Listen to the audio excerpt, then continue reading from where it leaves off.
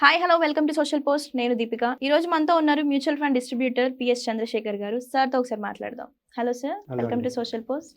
Sir 25 to 30 ఇయర్స్లో మనం earn చేయడం ఎలా అంటే 3 crores కానీ 7 crores కానీ 10 crores కానీ ఎంత ఎస్ఐపి అమౌంట్ అనేది పెడితే మనకు అంత ఎర్న్ చేసుకోవచ్చు?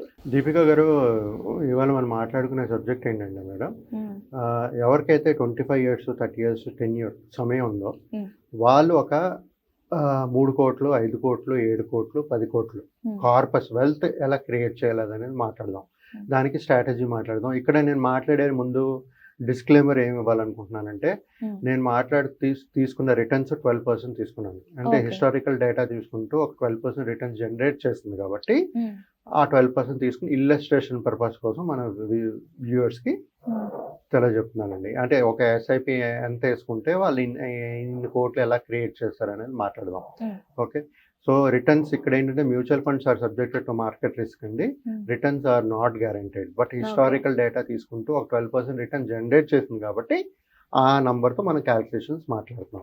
ఓకే, సో ఫస్ట్ ఏంటంటే మేడం, మూడు కోట్లు కార్పస్ వెల్త్ ఎవరైనా క్రియేట్ చేయాలి అనుకునేటప్పుడు వాళ్ళకి ఒక 25 సంవత్సరాల నుంచి 30 సంవత్సరాలు సమయం ఉందనుకున్నాం. అంటే వాళ్ళు 25 వయసు ఉండాలి, వాళ్ళకి 50 వరకు, లేదంటే 55 సంవత్సరాల వరకు.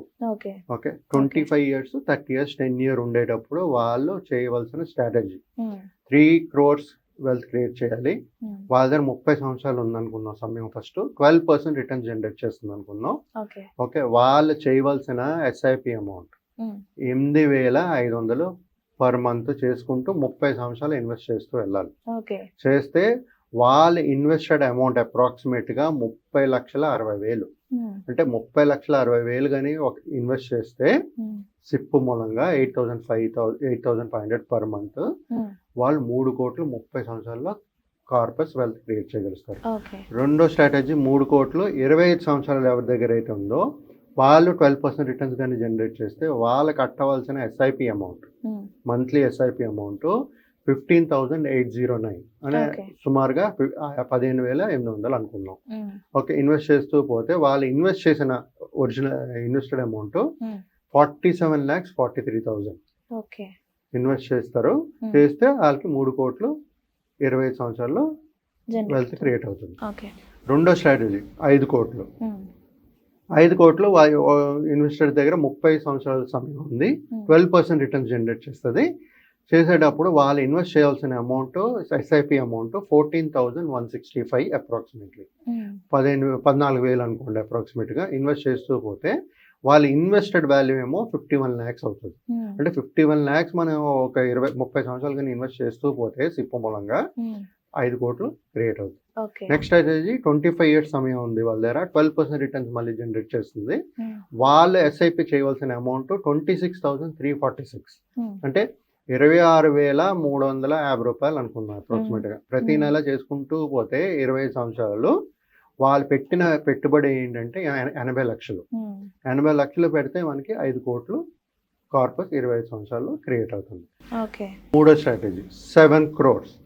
7 crores 30 సంవత్సరాల సమయం ఉంది వాళ్ళ దగ్గర, 12% రిటర్న్స్ కానీ జనరేట్ చేస్తే వాళ్ళు ఇన్వెస్ట్మెంట్ చేయవలసిన ఎస్ఐపి అమౌంట్ 19,831. అంటే 19,800 అప్రాక్సిమేట్లీ అనుకున్నాం.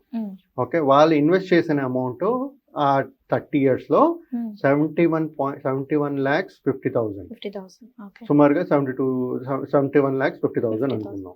అప్రాక్సిమేట్గా ఇన్వెస్ట్ చేసిన అమౌంట్ వాళ్ళకు కార్పస్ క్రియేట్ అయ్యే అమౌంట్ 7 crore.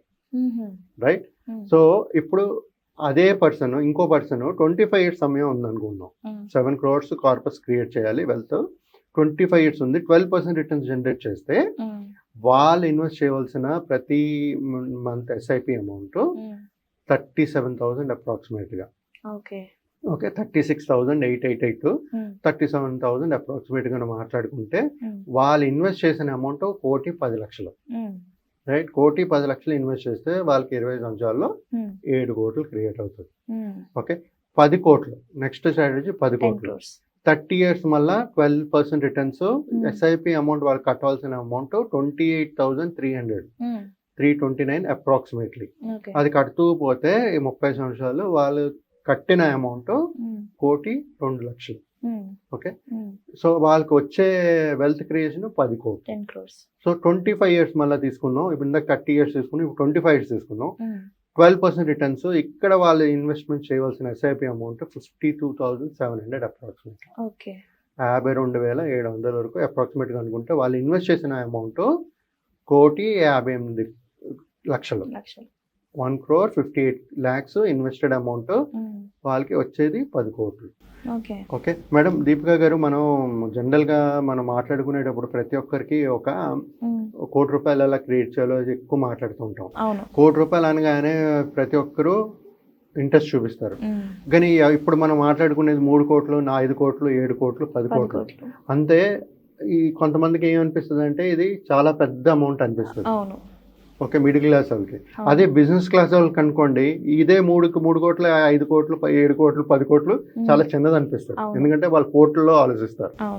రైట్. సో ఎవరైతే మిడిల్ క్లాస్ ఉన్నారో ఇలాంటి అమౌంట్లు ఎందుకు మనం మాట్లాడుకుంటే ఈ రోజు ఒక 50,000 మనకి ప్రతి నెల కావాలనుకున్నా వాళ్ళకి కార్పస్ ఒక 15 సంవత్సరాల తర్వాత, 20 సంవత్సరాల తర్వాత దగ్గర ఈ 3 కోట్ల పైనే కావాలి. 50,000 ఇవాళ ఖర్చు అవుతాయి. మినిమం టు మినిమం 3 కోట్ల పైనే ఉండాలి వాళ్ళకి. లేకపోతే వాళ్ళకి ఈ రోజు ఎలా బతుకుతున్నారో వాళ్ళు ముందు బతకలేరు.